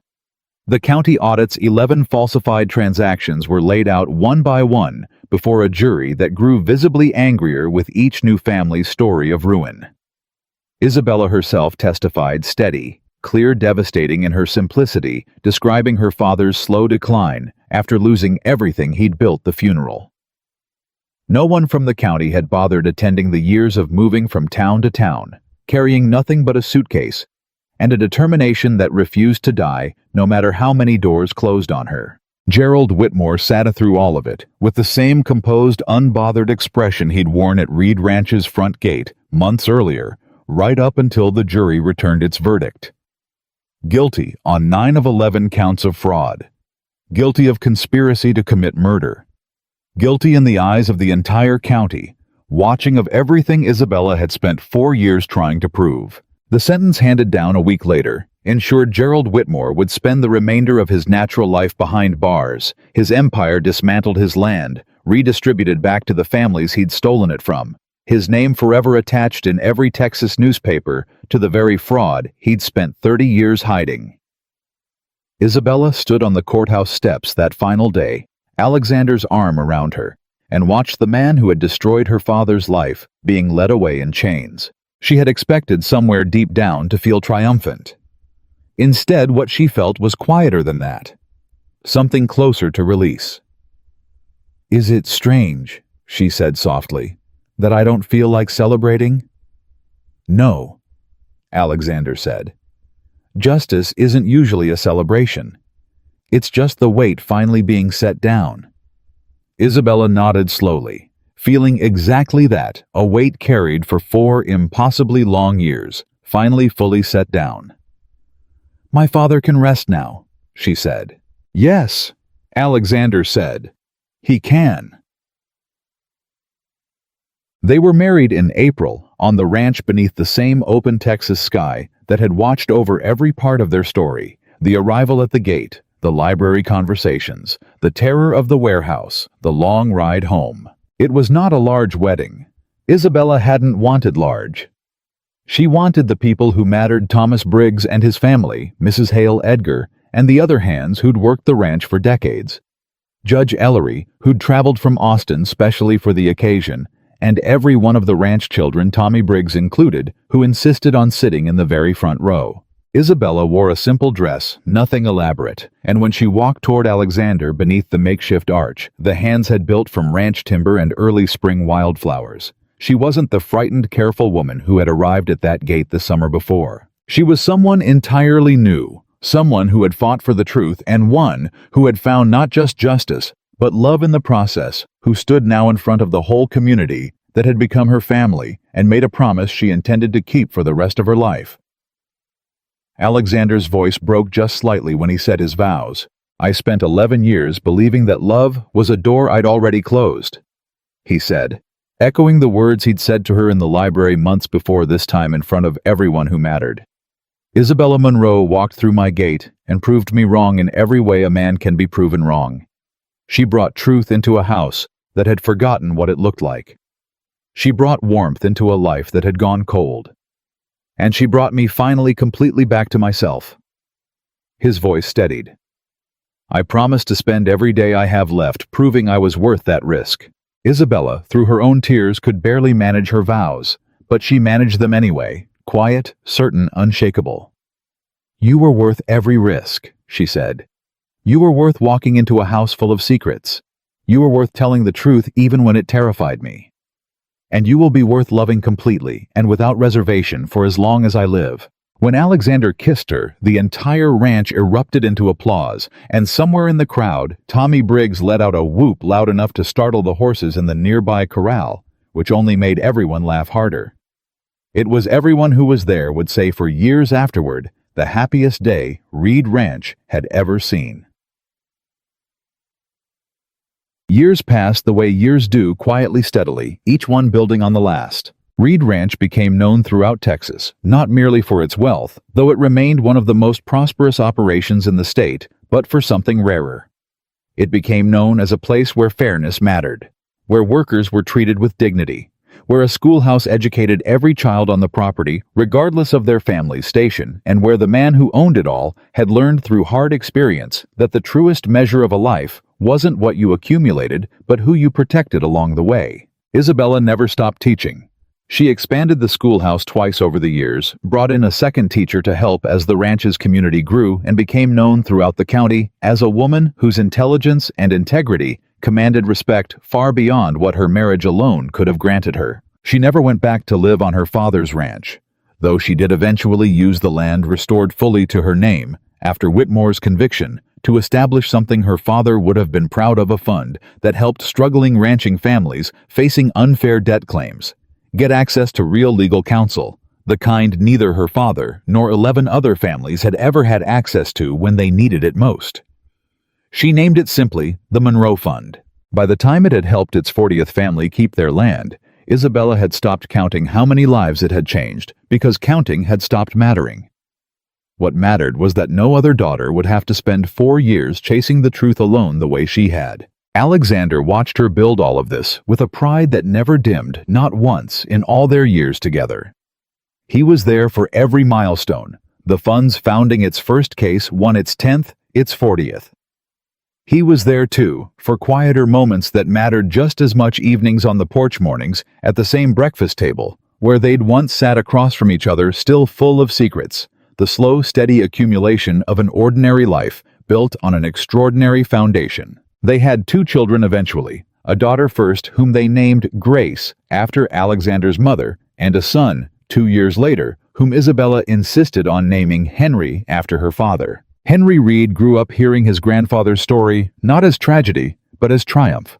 The story of a man whose integrity outlasted the men who tried to destroy it, whose daughter had refused to let his truth stay buried, and whose name, once erased from a county record through fraud, was now etched permanently into a fund that carried his legacy forward into lives he never got to meet.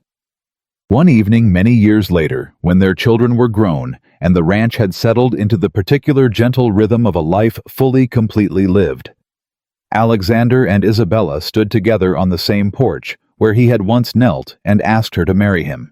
The sun was setting low over the western pasture, painting the whole sky the deep gold and burnt orange that Texas sunsets were famous for, and Isabella leaned into Alexander's side the way she had 1,000 times before, comfortable and certain in a way that had once long ago seemed impossible for either of them to imagine. "Do you ever think about that first morning?" she asked. "Standing at the gate, every year around this time," Alexander admitted. "I think about how close I came to hiring someone else, how close this entire life came to never happening. You almost didn't hire me. You arrived 2 days early and told me you wanted a chance to start over before I'd even asked your name." Alexander smiled, remembering. "I thought you were either remarkably brave or remarkably reckless. I decided eventually you were both." Isabella laughed softly. "I was terrified that morning," she admitted. "I'd rehearsed what to say to you a dozen times on the ride there. I was so afraid you'd see straight through me." "I did," Alexander said. "Eventually." "You did," she agreed. "And you let me stay anyway." "I let you stay," Alexander said quietly, "because some part of me knew even that first morning that you were going to change everything about my life. I just didn't understand yet how grateful I'd be for it." Isabella looked out at the ranch, stretching before them, the same land, the same sky, transformed not by its acreage or its wealth, but by everything they had built together across it. The schoolhouse where 3 generations of ranch children had now learned to read. The fund carrying her father's name into futures he never lived to see. The children who would carry both their names forward long after they themselves were gone. "You once asked me," she said softly, "whether I ever regretted coming here with a secret. I remember. "I don't," she said. "I never have." Because the secret I carried wasn't the thing that mattered most in the end. What mattered was what it led to. What we built because of it, not in spite of it. Alexander turned to look at her, the woman who had walked into his lonely world with nothing but a suitcase and the truth, and found in her the same certainty he'd carried every single day since the night he told her he couldn't resist her anymore. "I love you." He said the same 3 words that had once broken open in a burning street, now spoken with all the quiet, unshakable certainty of a lifetime proven true. "I love you too," Isabella said. "Completely, without reservation, exactly as I promised." The Texas wind moved gently across the land that had once carried betrayal and grief, and now carried in every direction nothing but a hard-won, deeply earned peace. Because some secrets, when finally spoken aloud, don't destroy the people who carry them. They set them free, and in that freedom build something no lie could ever have given them, a love strong enough to outlast every lie that tried to bury it, and a truth that once spoken could never be silenced again. And that is exactly what love built on truth becomes: unbreakable, undeniable, and everlasting.